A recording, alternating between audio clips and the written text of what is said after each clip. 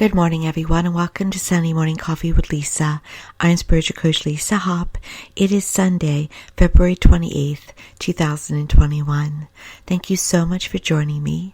For all of you coming back week after week and all your positive feedback, I appreciate you all so much. Thank you.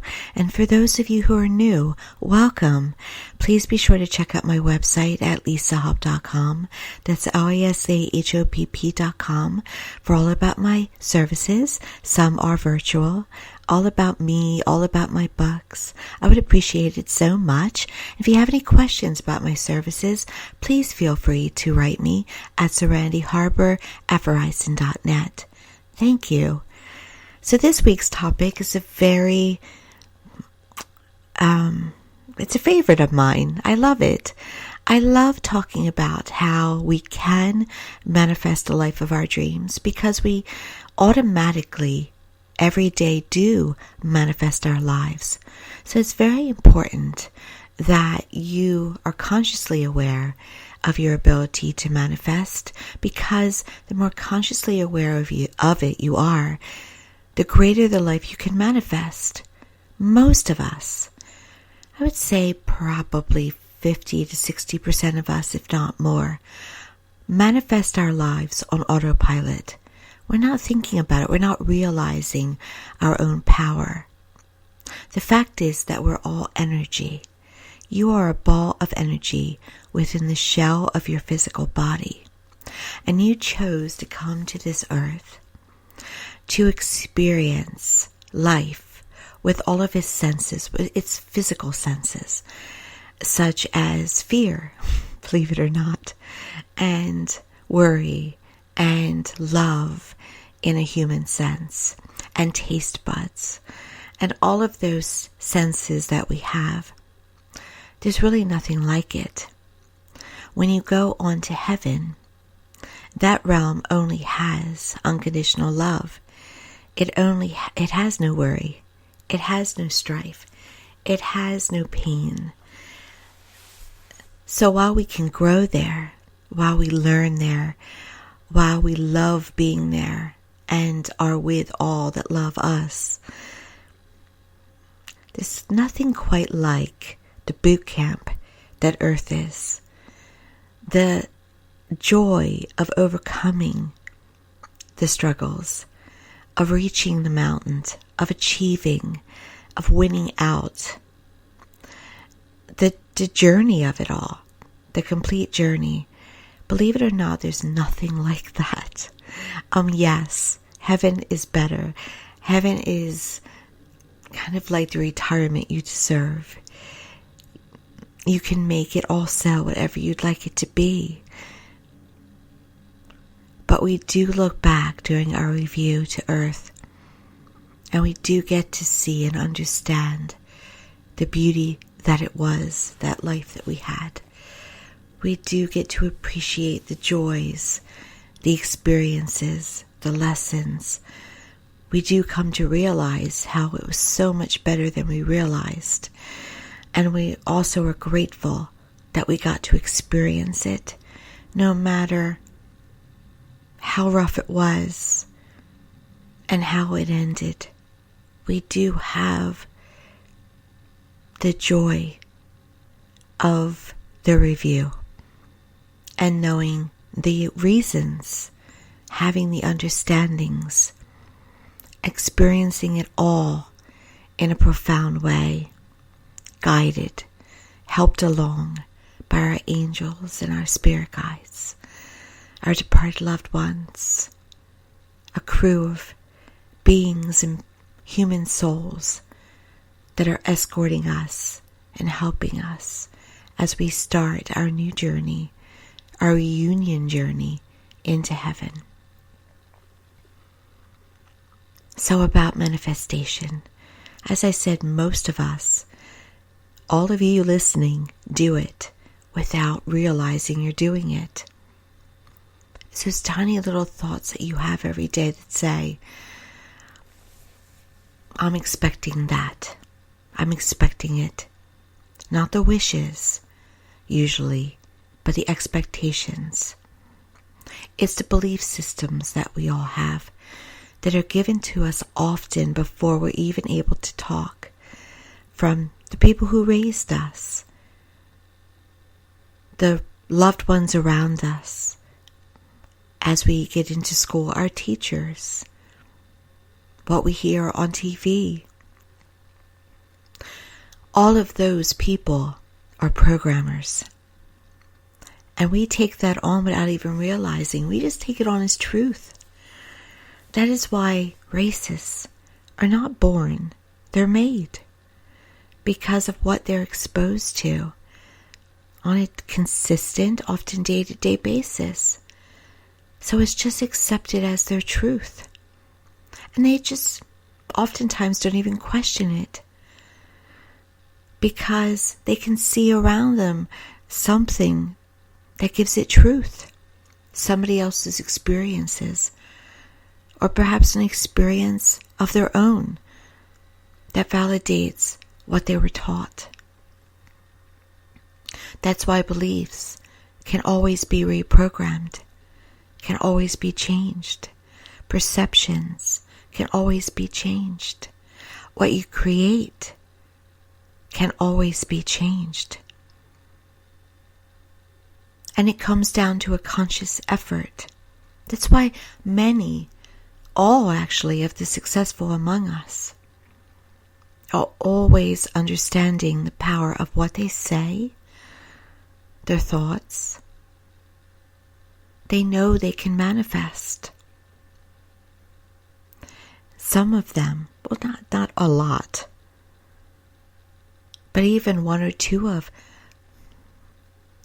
those that have a crowd will speak untruths, understanding that if they speak untruths enough, they can become truths. They understand they can create it for themselves. And they get so upset when it's not being created. But in some degree, it always will be. In some degree, it will be. And they know that. They've come to that great understanding. And they apply it to wealth. They apply it to relationships. They apply it to their homes and where they live. They know if they keep talking a certain way, it's bound to happen. And they get frustrated if it doesn't happen fast, because they know their power.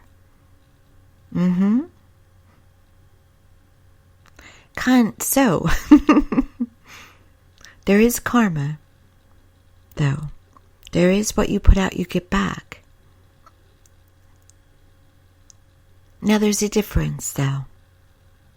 There's a difference between talking about your life the way you want it for yourself, doing affirmations, I am statements, repeating them, thinking them, believing that you can have better. There's a difference between that and believing things that can cause harm to others. There's a difference. When you cause harm to others, you do get reactions back. What you put out, you get back, right? So you want to put out the good stuff, but you always want to put it out in a way that it's not harmful to others. It's not harmful to the world. And you asking for what you want for yourself is not harmful for the world 99% of the time. If you want an extra bathroom, if you want to travel to Bali, you're not harming anyone. If you want peace on earth, you're not harming anyone, you're helping.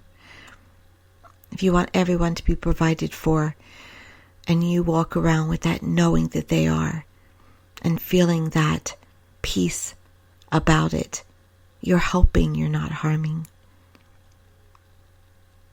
It's when we don't care if we're harming others to manifest what we want, to speak as we want. That's when we should watch it. So there's a great manifestor among us.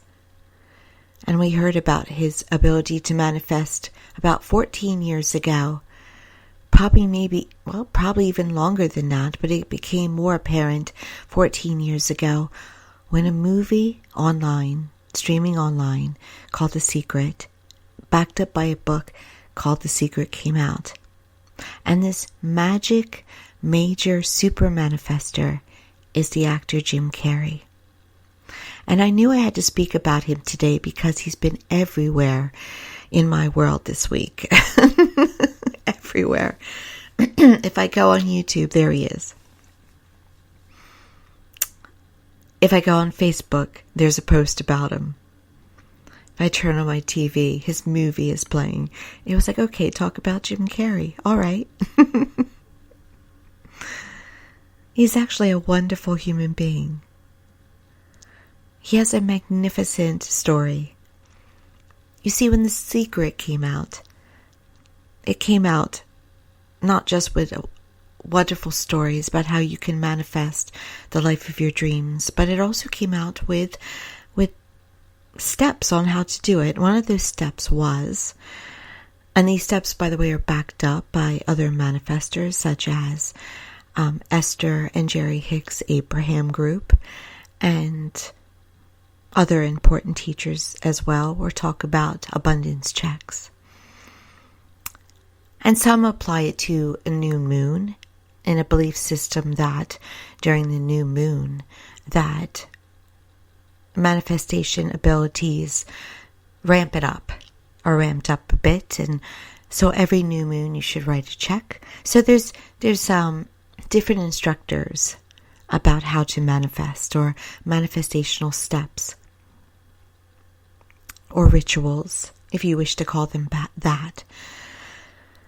But back to Mr. Carrey. He has experienced homelessness in his life. One moment, I'm going to cough. Morning throat. He has experienced homelessness. He has experienced the struggle of becoming a successful actor and comedian. And during one of those times, he has a couple stories. One of those times he wrote a check, but preceding that check, he went to Catholic school in Canada. And one of his nuns one day manifested something, and she told the class, and I'm hoping that I am remembering this story exactly. I believe I am. She told the class that you can manifest what you want. You ask for it, and then you say your rosary, and I'm sure promise to be a good person, and that manifestation will happen. So he, as a young child, heard that he wanted a new bike, and so he did that. He asked for the new bike. He was thankful for it. He prayed his rosary. And then the bike showed up. Now, yes, action was taken for the new bike. I'm sure somebody bought the bike. But for young Jim Carrey, he saw that by asking the universe for it, promising that he would be a good person and serve, he got his bike. It was that simple for him. It did not matter to him of what methods it came. He got his bike. It's really that simple, by the way.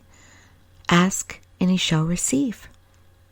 So when he got older and he has experienced homelessness and struggle, he then wrote the check because he had learned. He had learned as a young child that wanted that bike. You ask, you make the promises of service rendered, you receive what you want. He had used it since then, since the bike. It was working for him. So when he was a young actor and comedian, he wrote the check for $10 million. He did a post-dated check, 5 years from the date of the check. And he put in the subject line, for services rendered as an actor. about 5 years later, almost 5 years to the date, he was told he had gotten the mask and he would be earning $10 million. He was happy, yet not really all that surprised. So Jim Carrey today has been very successful, but he's also grown as a human being. He's grown as a man of wisdom, as a man of knowledge. He gives speeches at graduations, commencement graduations, and other places. And he speaks about happiness and attaining it, manifesting it. And he understands today. And he is very grateful for today, for the success that he has been. And he understands exactly where it all came from.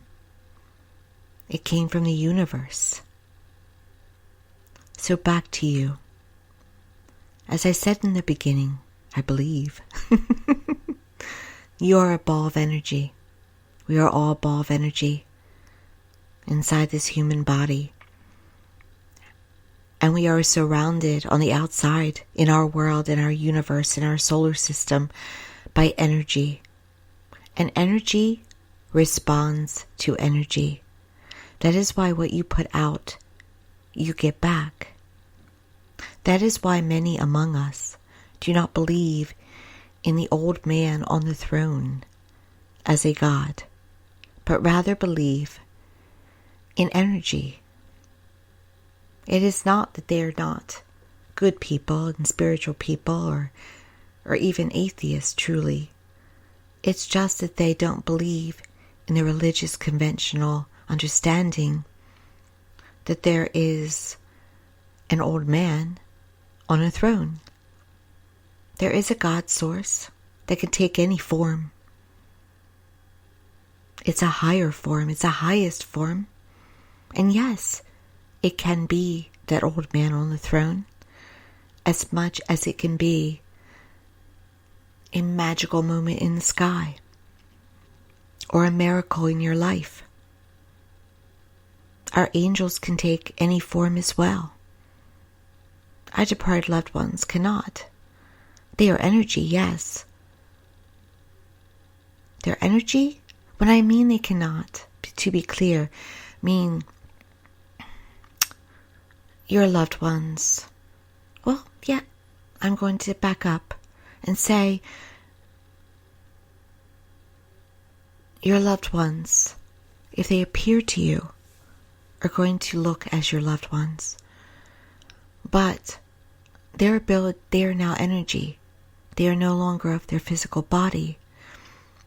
So can they manipulate energy around you to help you? Yes.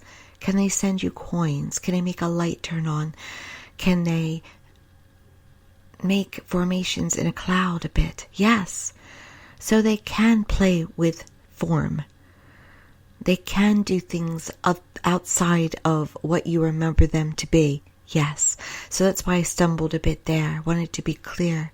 They're behind signs. But angels and God and Jesus and other beings in heaven, they have more ability to take various forms. They are not as limited. At the same time, everyone in heaven is free. So I apologize for that stumble. I wanted to be clear about what I was saying and make sure it was accurate. So back to Mr. Carrey. He is one of those people on earth, like a lot of millionaires and all billionaires, that understand the power of their subconscious and conscious mind, and that their mind is part of the energy of the universe. So what you think has power. What you feel has power. It literally creates.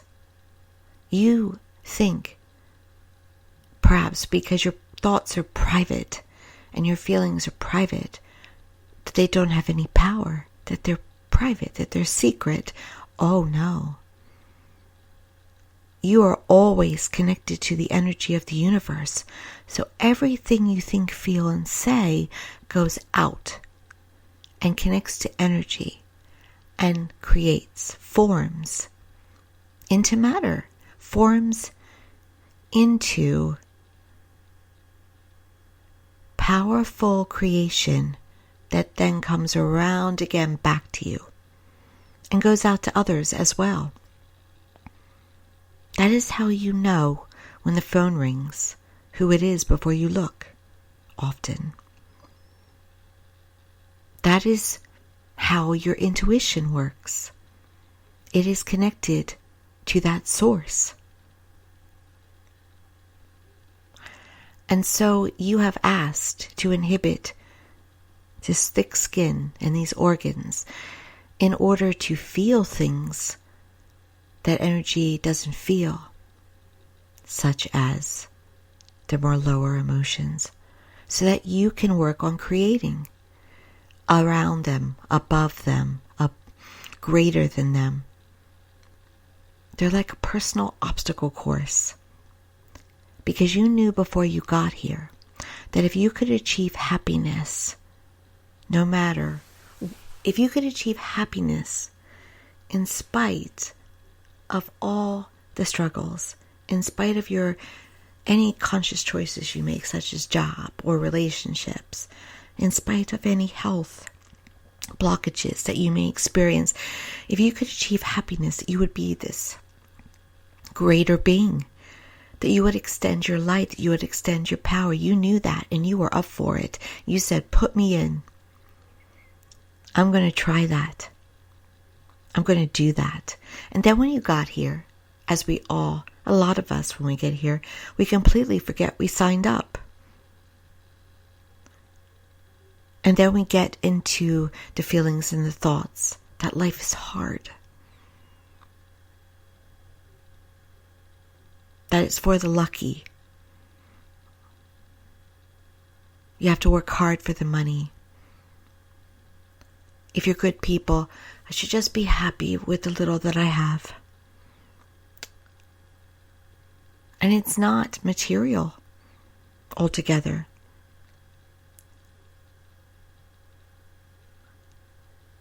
In our relationships, we work every day trying to change people because we're looking for that happiness, not realizing that if you focus on the best of them,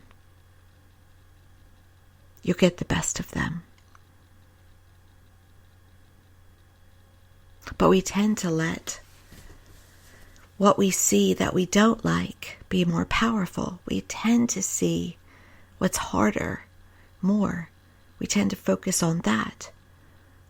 We tend to focus on the block and the obstacle rather than what's beyond it. The outcome that we want, the solution, when we should always be focused just on that. Even for those of you who are not into sports, take a moment with me. Your life is a football field, pretty average NFL football field. You're starting at the 1 yard line, at one end zone. And at the other end zone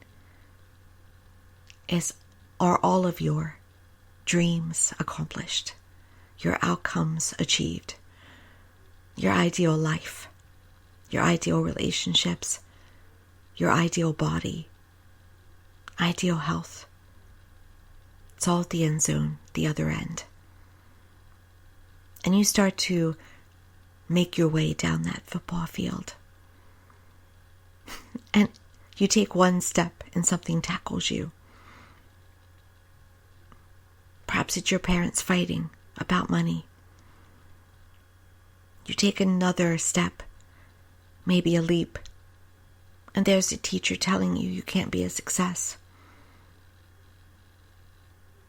But sometimes the teacher tells you you can and they believe in you. So you get a first down. You're tackled again by the boy or girl who didn't like you in school. Then you score another down because you get someone who does love you. You're happy and get another down when you achieve a degree. You're happy and you get another down when you have marriage that's good at first or forever. But then you get tackled when you experience grief.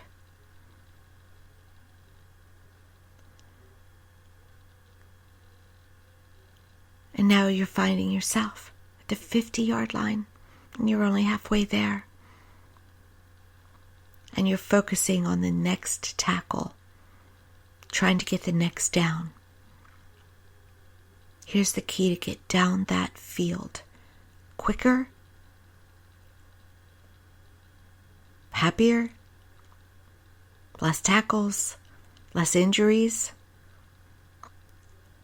Keep your eye on just the end zone the entire time.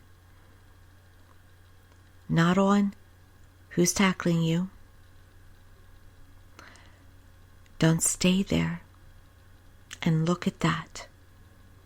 Don't worry about the next tackle. Just keep your eye on the end zone. Now, if you are a football fan, you know that the best running backs, the best wide receivers, that's what they do. They get that ball and they get their eye on that end zone, and they only stop when someone has banged them to the ground. But their eyes still are there because they know that to keep their eye on their end zone, they're most likely going to get there. It's their best, only shot to get there. Now, how do you keep your eye on the end zone? You don't focus on the obstacles. You don't focus on the fear of the obstacles. You don't focus on how to get to the end zone. You only focus on the end zone and all it holds. You focus on the successes, even before they've arrived. You focus on happiness, even on days that you don't feel it. You focus on love for yourself and others. You focus on feeling, believing, thinking, and talking as if everything has already happened and it's yours. And you know that you're already in the end zone.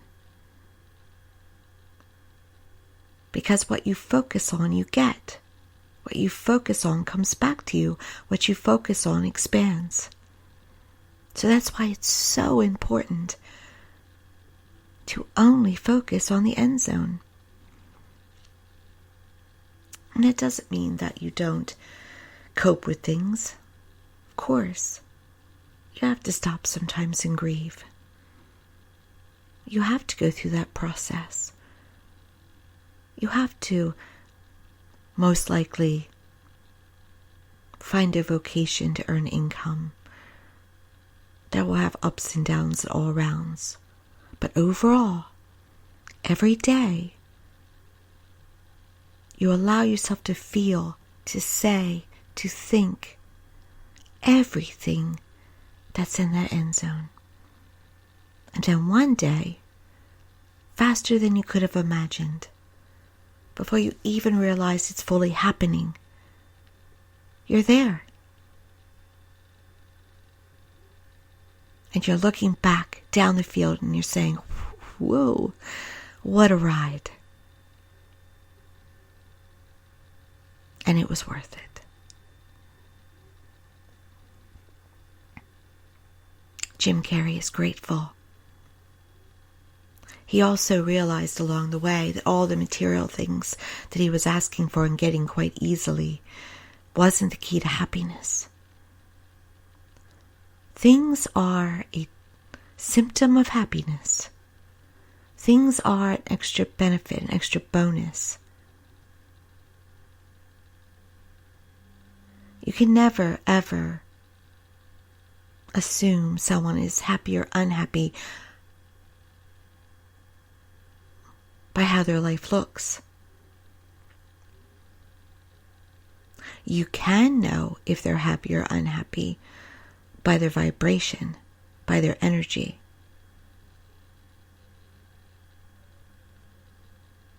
Because a happy person emanates it, and an unhappy person emanates unhappiness. But you can't really judge it by what they have and what they own. You can't assume and should never assume. And we do often, a lot of us. I don't, but many do. You can't assume that money makes you happy and that those who have 7 bedrooms and 7 bathrooms and beautiful cars and 5 car garages or more are happier than you. You have no idea what their life is like. However, you can't assume that those that have the most are unhappy, because I've heard people say that. Have you not?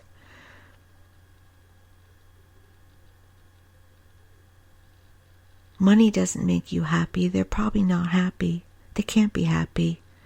They're probably worrying all the time about losing it. They have to work harder for the money. They probably, never get to rest. So it goes both ways. But both are in error. They're incredibly happy people in this world that live in a grass hut. And there are incredibly happy people in this world that have 7 bedrooms and 7 bathrooms.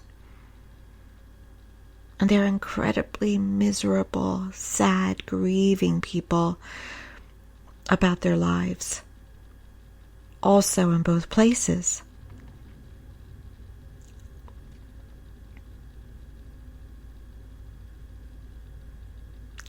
But be clear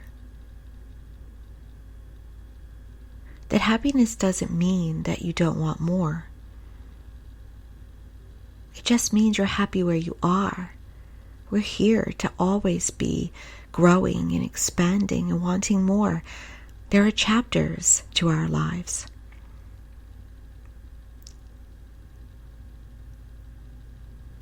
And so it's not about closure and completion and feeling content. And, yes, that's happiness. But when we feel that, I did it, I'm happy, I don't need to do anymore, that's when we transition.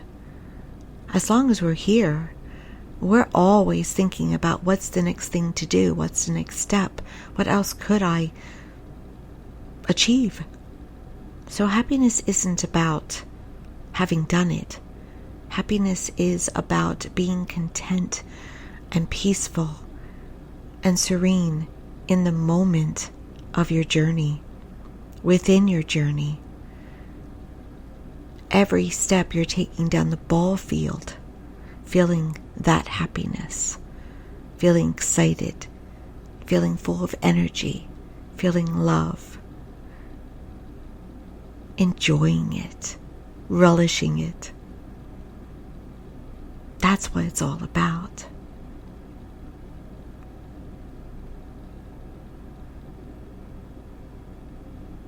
Jim Carrey, and no, is not paid. He doesn't know me yet. He turned to artistry. He writes children's books. That's part of his happy. Money means nothing to him anymore, truly. Not in the way it did. He's happy. He's probably still searching for it, as we all are. More happy, more happy, more happy. But he's come to great understanding. He goes with the journey. And you are supposed to go with the journey as well. So I come last today to my topic. Usually it's the first thing I say. But today it's the last thing I say. You can manifest whatever you want. I bet you don't even know what you want, do you? My topic is, do you know what you want? As I had Jim Carrey all around my world all week, one of the things he does, one of the exercises he does to manifest is that he simply opens his arms and asks for it. I am asking for this. Thank you. Opens arms wide. And then says, and I will give this in return.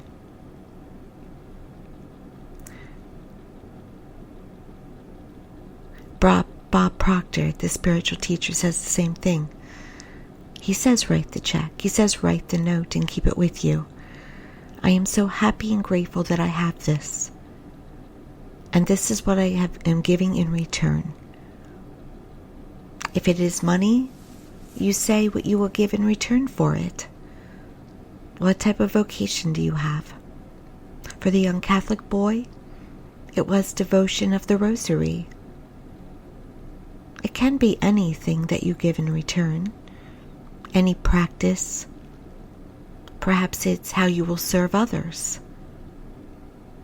And that's the highest vibration, is how do you serve others? So that would be good. How would you serve others with what you want? Would you give to charity more? All you have to do when you ask is open up your arms wide, ask for it, say thank you, and this is what I will give in return. So I went to do that this week, and guess what? I had no idea what I wanted to ask for. I was like, oh my gosh, I don't know what I want. I'm not clear. What could I have ultimately if I could have anything I would ask for? Oh sure, I would love financial freedom. But I need to get more specific. What does financial freedom mean for me? It has to be clear. It has to be specific. What dollar amount is it? What would I give in return for it? Meaning that dollar amount. Do I want, if I ask for ideal perfect health, what do I give in return? I got an aha about that, by the way, so I did get an answer. Just now with you guys. Thank you so much for helping me with that. I talked myself right through that. But when I went to put my arms out, I didn't know what ultimately I would ask for in that moment. So it stopped me. Now in my life, I have manifested my career. I have manifested things. I have manifested necessary money. I can manifest. I do manifest. But what I was stuck at was, what's my end zone? What's my end zone? I don't know. Do you know your end zone? What does it look like? And here's the thing, because I know there are amazing, wonderful, good people listening to my podcast. Some of you go low with your end zone. You would say, oh, just give me an extra bathroom. And I'm not saying that's wrong. But come on. If you could ask for anything and knew you would get it, Would you really just ask for one extra bathroom? Or are you saying because you're a good person, I would just be happy with one extra bathroom, thank you. It's supposed to be what you ultimately really truly want. That's probably outside your comfort zone. Good people are allowed to ask for more than one extra bathroom, are allowed to ask for financial freedom, are allowed to ask for larger things, and won't get in trouble. That energy source is not emotionally involved in judging you for what you ask for. It just gives you what you ask for. It's on autopilot. You're not going to get in trouble. Your review is only harsh if you only have a life where you thought entirely of yourself. And those that listen to my podcast are not those people. So don't go small, go large. That's why I was stuck too.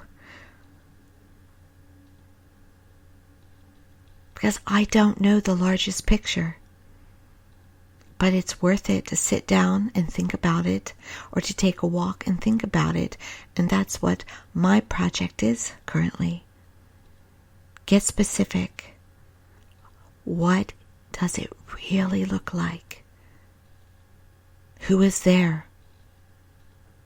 I realized recently I couldn't even ask for my ideal home because I don't know what that is either. I give mixed signals. One day it's 2 stories. One day it's just an extra bathroom. One day it is, No, I'm not obsessed on bathrooms. It's just a good example. But I noticed that I was giving mixed requests to the universe, where the universe cannot send you what you want if it's mixed up. If you're asking to go to Bora Bora one day, and then the next day you're asking to go to Florida, it doesn't know whether to send you to Bora Bora or Florida.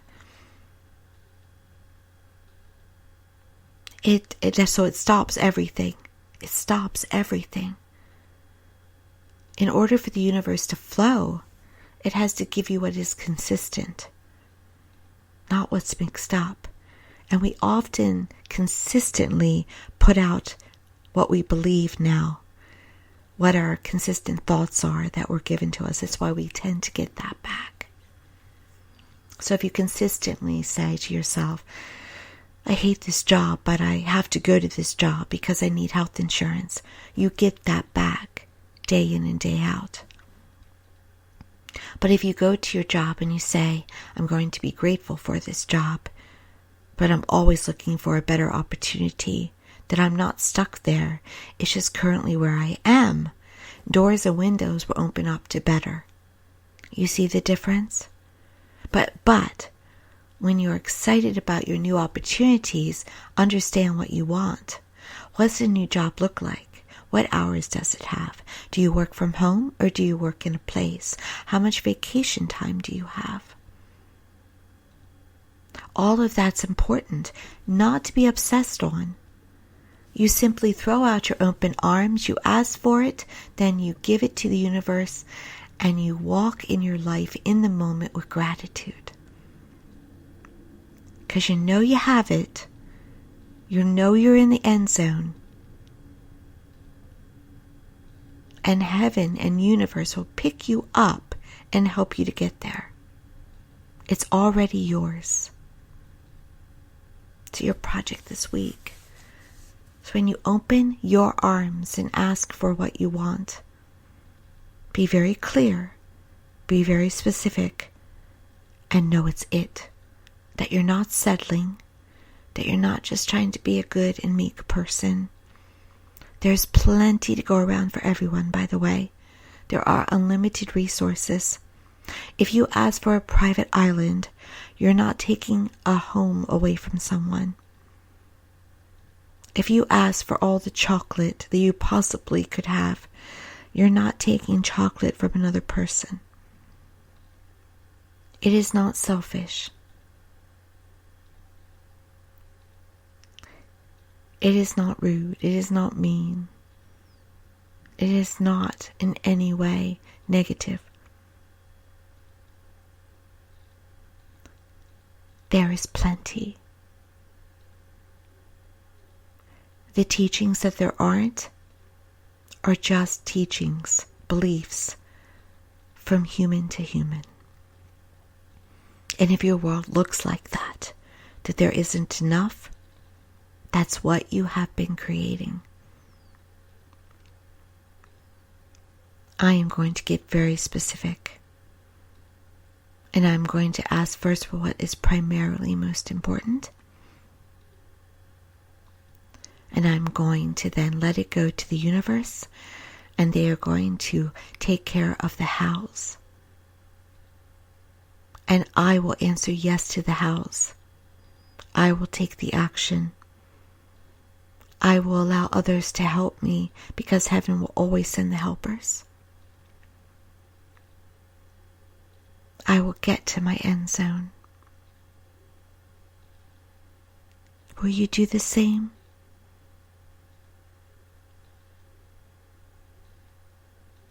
What do you want? You can ask for anything. Thank you so much for joining me on this Sunday morning. I wish you all health, wealth, and the acknowledgement that you've reached your end zones. Be sure to go to my website at lisahopp.com. That's lisahopp.com. Also find me on Facebook under Spiritual Coach Lisa Hopp. And always you can email me with questions about my services at serenity.harper@verizon.net. Like, subscribe, share, be happy. Thank you so much. Have a wonderful Sunday and a beautiful week. Many blessings.